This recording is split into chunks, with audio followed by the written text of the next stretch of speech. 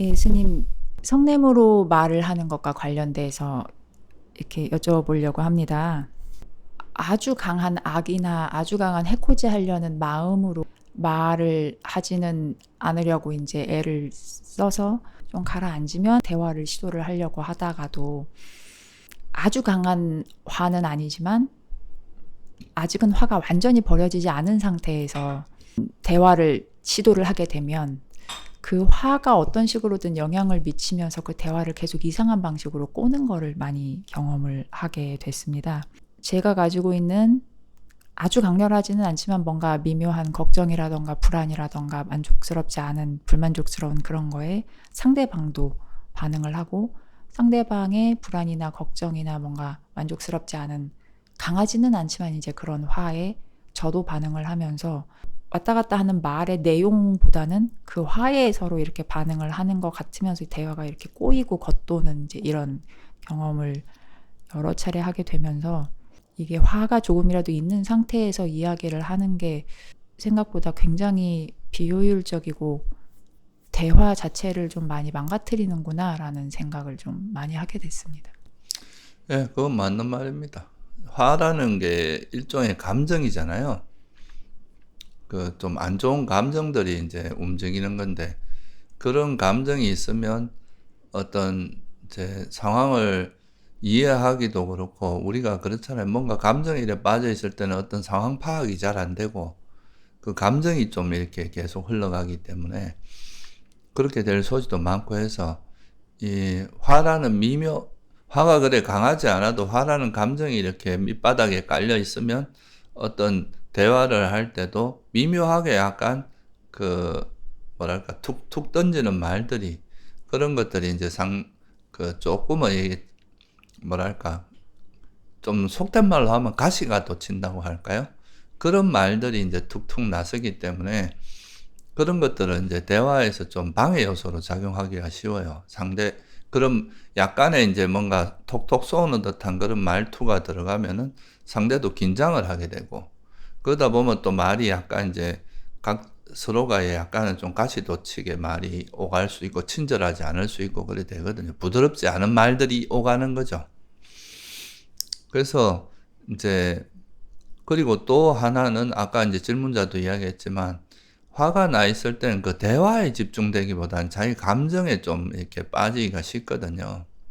그러니까 그 대화의 내용에 대해 몰두가 안 되고 자꾸 이제 내 마음속에서는 이렇게 감정이 움직이고 있으니까 그 대화에 몰두가 안 돼. 이 감정에 자꾸 이제 영향을 받기 때문에 그러다 보면 대화의 내용도 좀 놓치게 되고, 그러면서 또 이제 자기 감정을 좀 풀기 위해서 또 이런저런 말들이나 어떤 언행이 나오게 되잖아요. 그러면은 그런 게 이제 그 관계에서 미치는 좀 영향이 있습니다. 그게 비록 크지 않다 하더라도 그 미묘한 그런 이제 기류가 약간의 그 대화 속에서 이렇게 있으면 그 대화 자체가 좀 어려워지는 게 있거든요.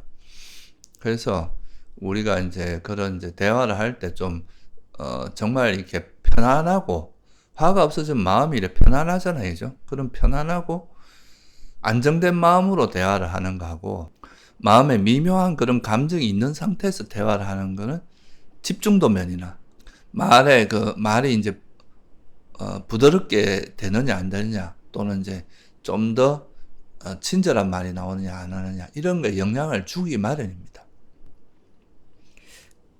그래서 마음의 화가 굉장히 해롭고 공덕을 태우고 이제 이런 쪽으로만 생각을 하다가 화와 함께 말을 하는 거에 대한 해로움을 여러 차례 많이 느끼면서 화가 진짜 해롭구나 하는 생각을 많이 하게 되는데, 제가 어떤 사람이나 어떤 상황에 대해서 막 화가 나 있을 때, 그럴 때 화가 나 있는 상태에서 혼잣말로 막 이렇게 내뱉는 이제 그런 거를 타인이 이제 듣고 나서 시간이 좀 지난 다음에 저는 그 상황에 대해서 마음을 좀 정리가 됐다고 생각을 하고 실제로 화가 많이 내려놔져 있는 상태로 뭔가 이야기를 하는데, 상대방 같은 경우는 제가 그 전에 화와 함께 그 건에 대해서 막 얘기했던 거가 기억이 되어 있으니까 제가 뭔가 얘기할 때 저 사람은 저 상황에 대해서 화가 나 있겠거니 혹은 싫어하겠거니 이제 뭐 이런 식으로 인식이 된 상태에서 뭔가 대화를 하고 있는 거 아닌가? 이제 뭐 이런 느낌을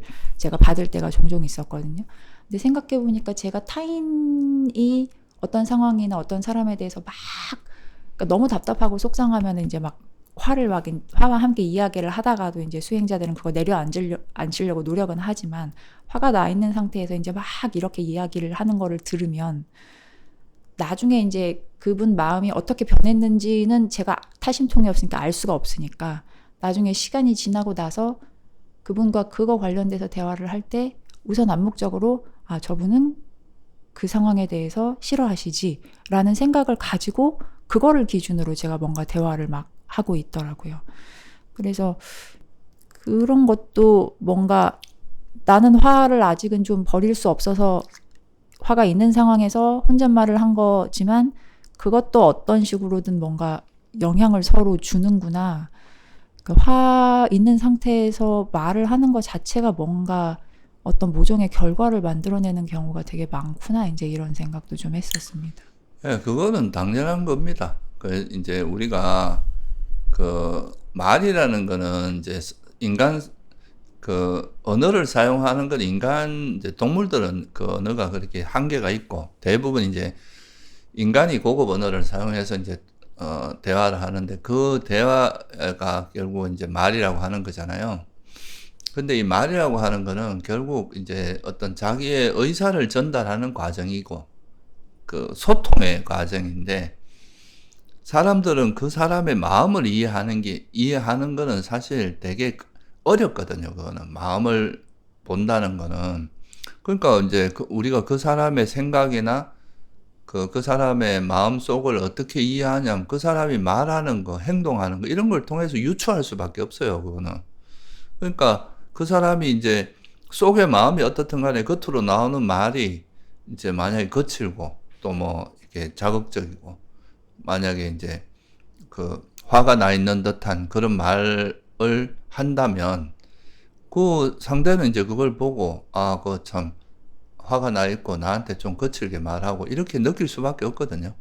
그리고 또 이제 또 하나의 언어가 뭐냐 하면 행동이거든요. 행동. 우리가 body language라 그러잖아요. 그죠?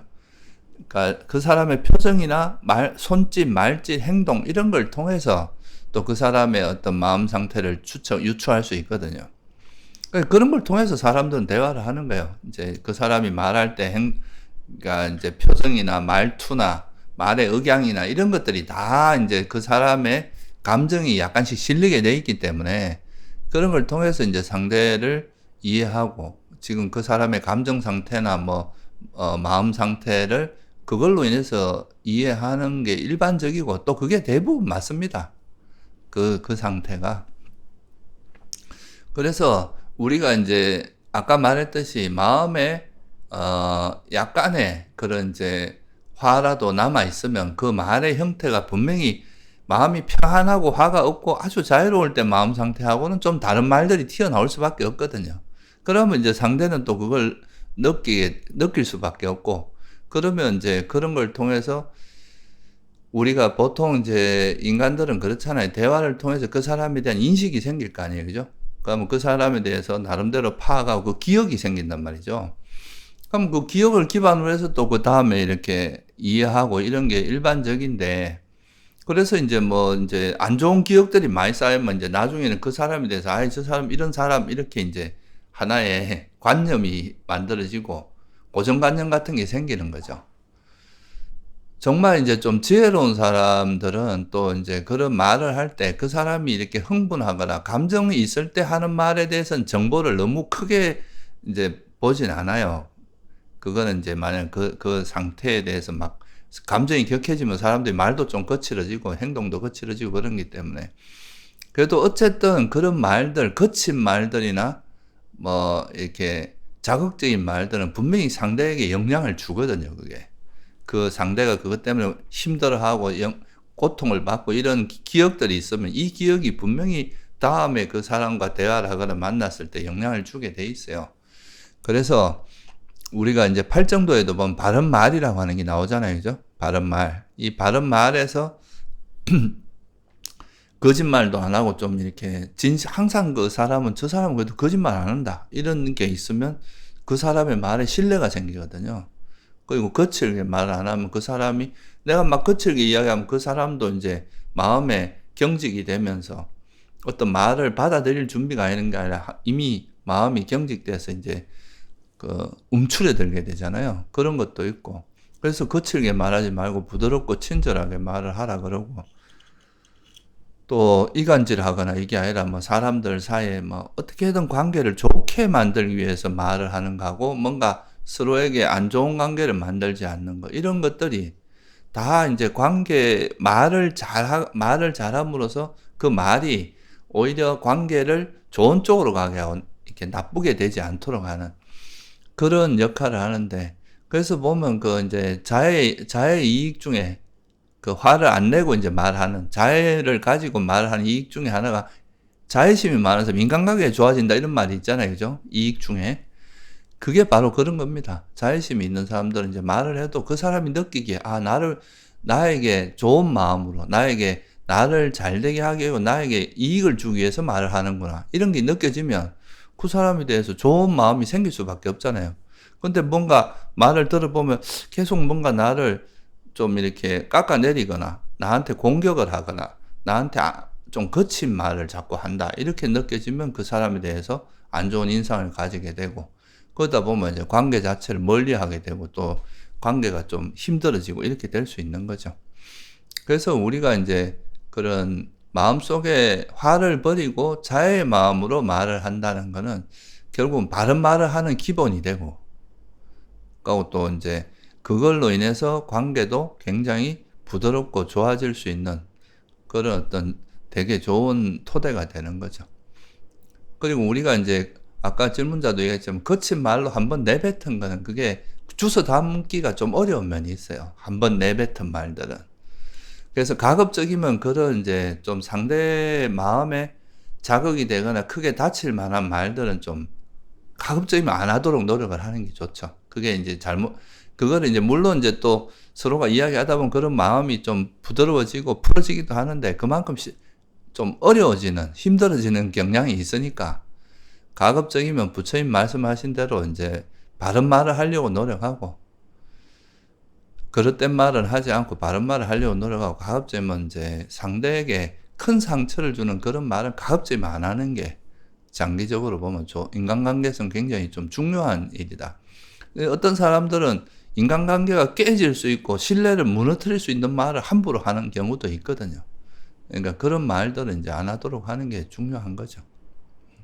아주 거친 성냄이나 악이 막 해코지 하려는 진짜 그런 마음으로 말을 하는 거는 그 번뇌의 강도가 굉장히 세니까는 이런 말은 하면 안 된다라고 이렇게 바로 이렇게 신경을 쓰면서 하기가 오히려 좀 쉬운데, 미묘하게 깔려있는 자기의 수행력으로 관찰하기가 좀 쉽지 않은 강도 정도의 화 같은 경우는 확 봐가지고 버리려고 노력을 많이 하는 것 자체가 애초에 시작이 잘 안 되니까요.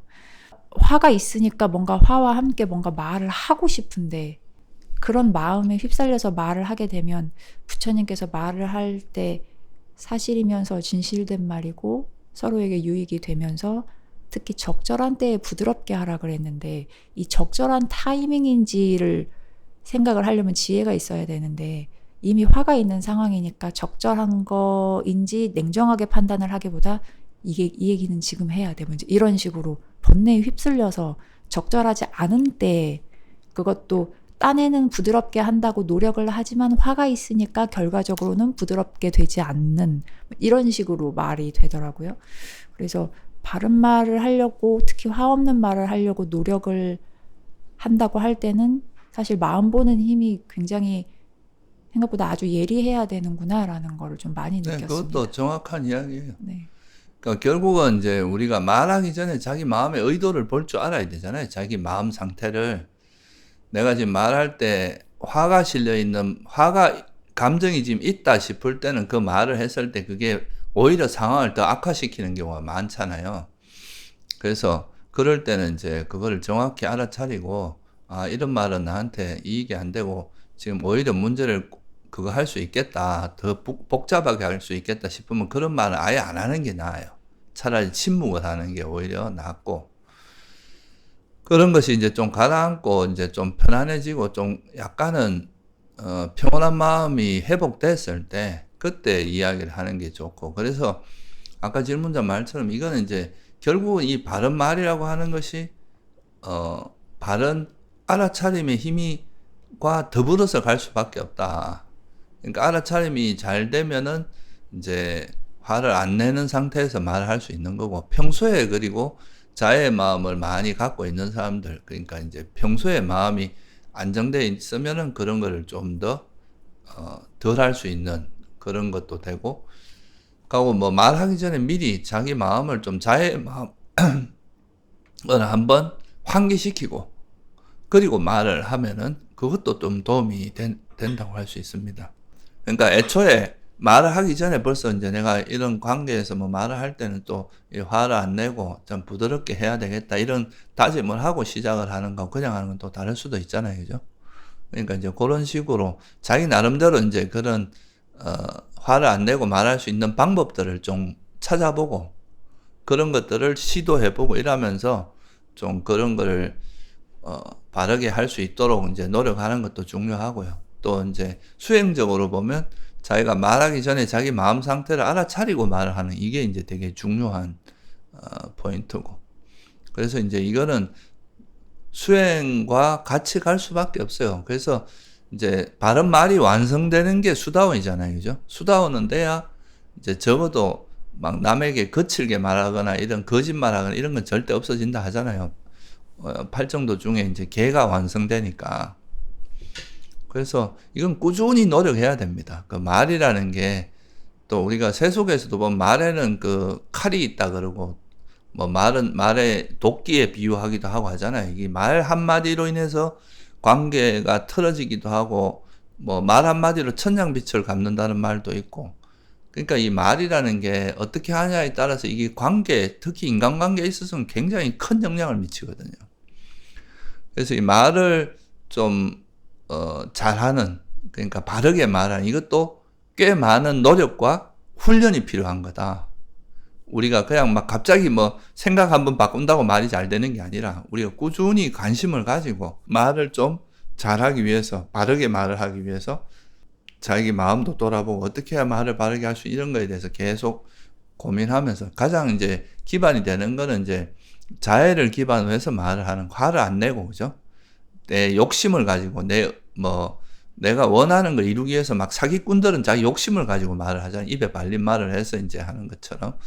그러니까 이제 욕망과 성냄이 없이 말을 한다는 거, 이게 이제 많이 노력이 필요한 거고, 또 그거는 아까 질문자 말처럼 알아차림이 반드시 또 동반돼야 되고, 또 그걸 통해서 이제 항상 자기가 바른 말 하는 거를 돌아보게 하는 그런 노력도 해야 돼. 이런 것이 이제 복합적으로 작용했을 때, 종합적으로 작용했을 때 말하는 거에 대해서 점점 노련해지고 좀 더 나한테 해로운 말들은 점점 줄어들게 되고 유익한, 나와 남에게 유익한 말들을 이제 하게 되는 그런 식으로 된다고 할 수 있습니다. 그래서 이거는 꾸준한 노력이 필요한 일이다 이렇게 볼 수 있어요.